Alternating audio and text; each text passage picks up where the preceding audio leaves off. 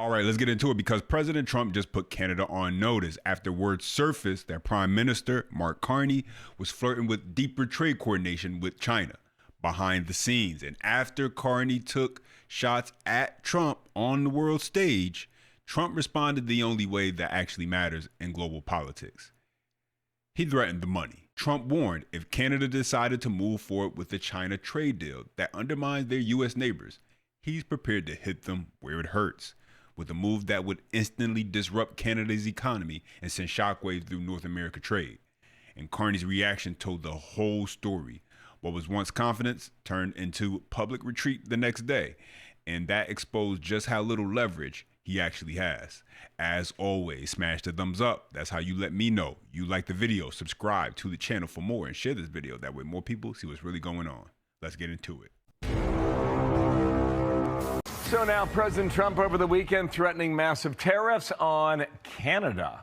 The president posting this: if Canada makes a deal with China, it will immediately be hit with a 100% tariff against all Canadian goods and products coming into the USA.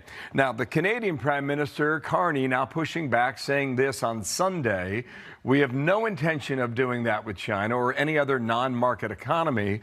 What we have done with China is to rectify some issues that developed in the last couple of years. So where does this stand? Now, what made all of this come to a head, you could say it reached its boiling point at Davos. Everybody else was dealing with reality, and Carney showed up trying to audition for applause. At Davos, the message was made crystal clear. Trump is back, and leverage is back with him. Europe knew it. Corporate leaders knew it. NATO knew it.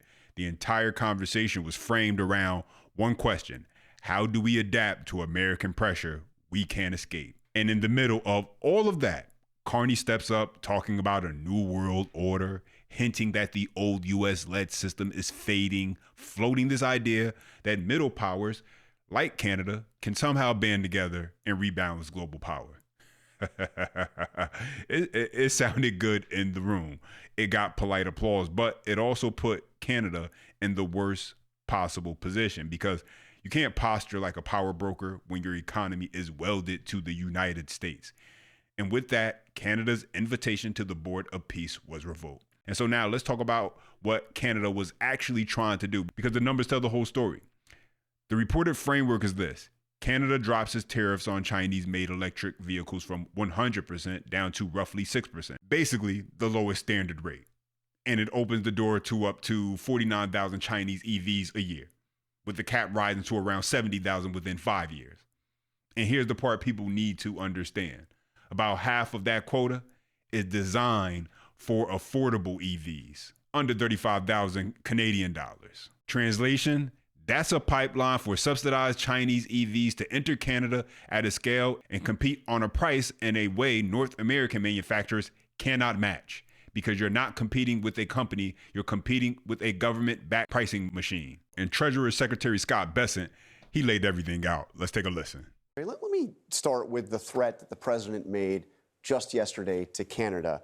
He said if Canada makes a deal with China, it will immediately be hit with a 100% tariffs against all Canadian goods. Why is Donald Trump threatening Canada again with another trade war? Well, Jonathan, good to be with you.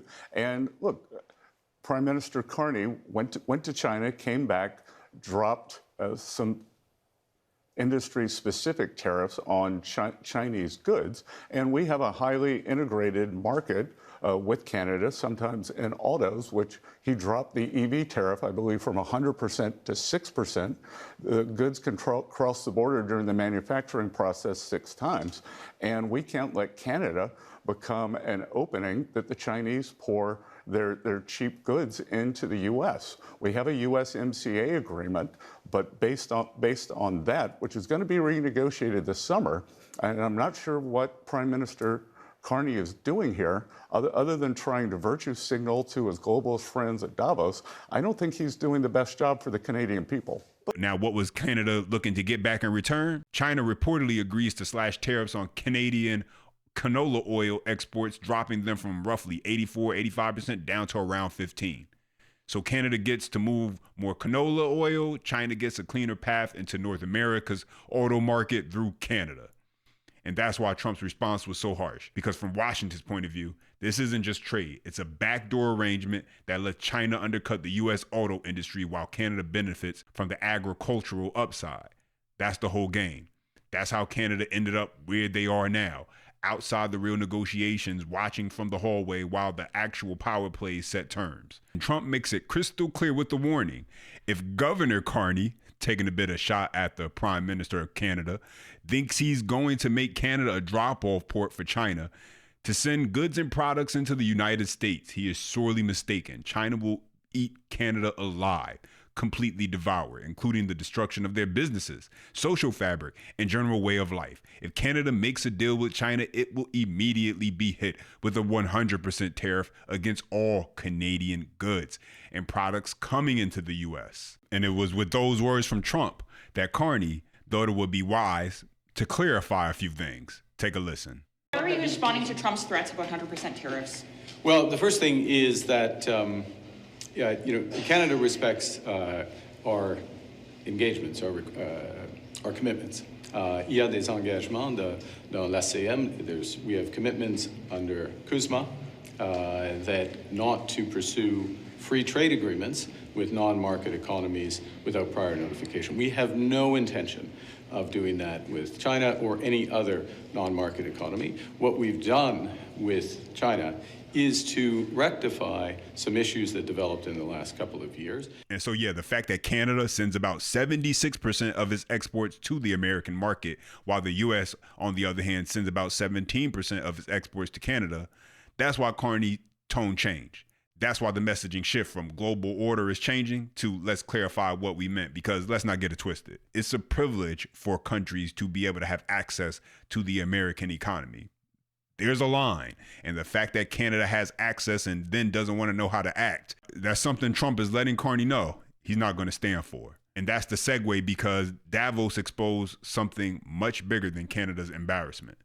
It exposed Europe's dependency, because right after this posturing, NATO Secretary General Mark went in front of European leaders and detonated what I can only describe as truth nukes. He told them flat out, if Europe thinks it can survive without the United States, keep dreaming.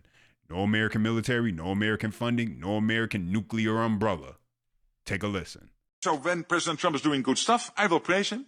And I don't mind him publishing text messages. And if anyone thinks here, again, that the European Union or Europe as a whole can defend itself without the US, keep on dreaming. You can't. We can't. We need each other. And why do we need each other? I tell you. First of all, because also the US needs NATO. And the US is not only in NATO to prevent a mistake after the First World War, not to re-engage with Europe. And then again, the long arm of history reaching out to the US again in the Second World War, as Churchill famously said in his speech in 1941 in the US Congress. They are also in NATO because for the US to stay safe, and by the way, Arctic region is evidence here, they need a secure Arctic, they need a secure Euro-Atlantic, and they also need a secure Europe. So the US has every interest in NATO as much as Canada and the European NATO allies.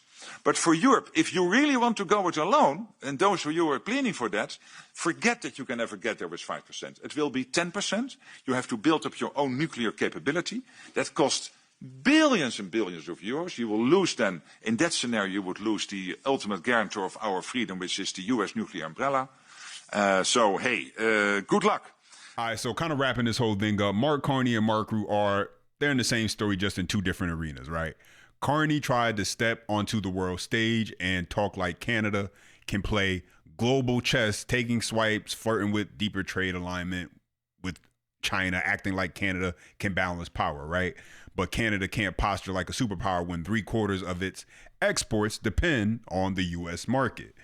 And so the moment Trump even hints at touching the money, tariffs, trade penalties, market access, you see how Canada tone changes?